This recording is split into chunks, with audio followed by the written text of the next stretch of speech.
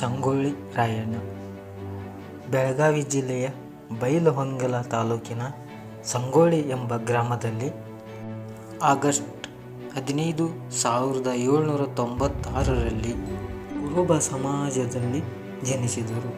ಅವರ ತಂದೆ ಭರಮಪ್ಪ, ತಾಯಿ ಕೆಂಚಮ್ಮ. ಇವರನ್ನು ಸ್ವಗ್ರಾಮದಲ್ಲಿ ವೀರರಾಯಣ್ಣ, ಶೂರರಾಯಣ್ಣ, ಸಂಗೊಳ್ಳಿ ರಾಯಣ್ಣ ಎಂದು ಮುಂತಾದ ಹೆಸರುಗಳಿದ್ದವು. ರಾಯಣ್ಣನ ಕುಟುಂಬ ಹೋರಾಟದ ಸಂಪ್ರದಾಯವನ್ನು ಹೊಂದಿತ್ತು ಮತ್ತು ಕಿತ್ತೂರಿನ ದೇಸಾಯಿಗಳಿಗೆ ನಿಷ್ಠವಾಗಿತ್ತು.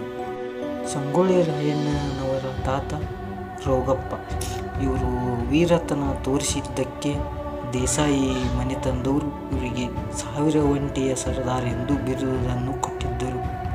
ರಾಣಿ ಚೆನ್ನಮ್ಮ ಬ್ರಿಟಿಷರ ಪ್ರಭುತ್ವವನ್ನು ವಶಪಡಿಸಿಕೊಳ್ಳಲು ಪ್ರಯತ್ನದ ವಿರುದ್ಧ ಬಂಡಾಯವೆದ್ದಾಗ ರಾಯಣ್ಣ ಕಿತ್ತೂರಿನ ಸೇನೆಪಡೆಗಳ ವಿಶಿಷ್ಟ ಮುಖ್ಯಸ್ಥನಾಗಿದ್ದನು. ಕರ್ನಾಟಕದ ಧಾರವಾಡದಿಂದ 30 ಕಿಲೋಮೀಟರ್ ದೂರವಿರುವ ಕಿತ್ತೂರು ಎಂಬ ಸಣ್ಣ ಪಟ್ಟಣವು ದೇಸಾಯಿಯವರ ಮನೆತನದಿಂದ ಆಳಲ್ಪಟ್ಟಿತ್ತು. ಅದು ಮಾತ್ರವಲ್ಲದೆ ದೇಶದ ಮುಖ್ಯಸ್ಥರ ಗಡಿಯೂ ಕೂಡ ಆಗಿತ್ತು.